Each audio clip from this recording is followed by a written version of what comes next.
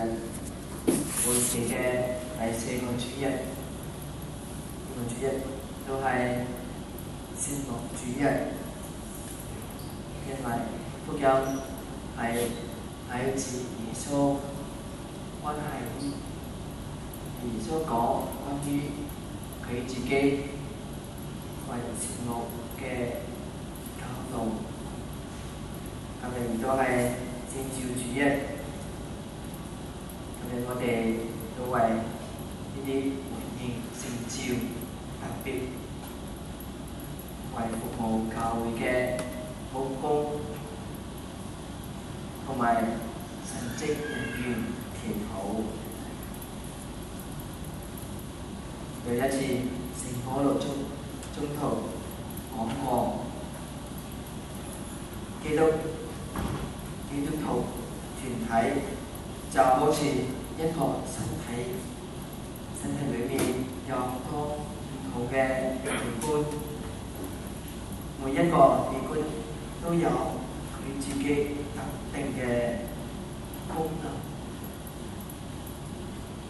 就好似我哋每個人喺教會團體裏面都有自己嘅任務咁，去使到呢個團體運作暢順。今日聖召主日，首先要講嘅係每個人都有聖召，即係我哋每個人變成基督徒，係天主透過聖神俾咗我哋一份好特別嘅禮物同埋工作，去貢獻呢個團體。其實今日我哋要特別為聖召祈禱，因為聖召喺教會生活裏面係好重要嘅。我哋都需要喺呢度為大家嘅聖召祈禱。另一方面，每一個人都需要諗下我哋嘅聖召係乜嘢，我哋點樣回應呢個聖召去奉獻教會呢？今日嘅福音裏面，耶穌都話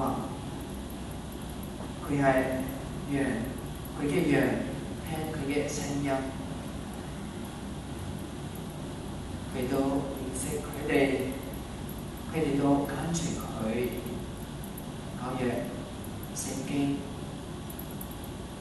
成日講先至係以色列子民嘅牧羊人。喺福音裏面，耶穌承諾嘅模範關係就係好似牧羊人同羊群一樣，耶穌同佢嘅羊群一齊建立親密嘅關係。耶穌認識佢嘅羊，佢啲羊都認識主人嘅聲音。一個好嘅基督徒係會聽從聲音嘅，遵循佢主人嘅引導。耶穌承諾門徒會得永生，如果佢哋接受佢，跟隨佢，就會得到永生。死亡其實唔係結束，而係開始。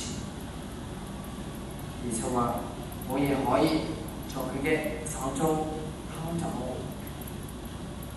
甚至悲傷同死亡都唔可以。我哋嘅生命喺佢嘅手中係安全嘅。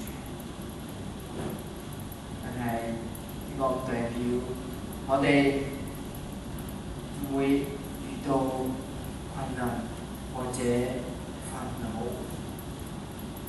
喺生活裏面，我哋會經歷痛楚、受苦、疾病同埋死亡。但係透過呢啲經驗，天主會引導我哋去永恆嘅歸所，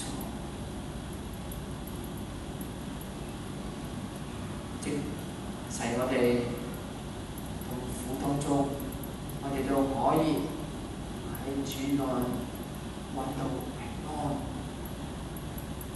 我哋可以好有信心咁跟隨主耶穌去所領導嘅地方，相信我亦可以讓我哋與天主分開。而家讓我哋今日一齊祈禱，求天主使到我哋每個人都喺生活裏面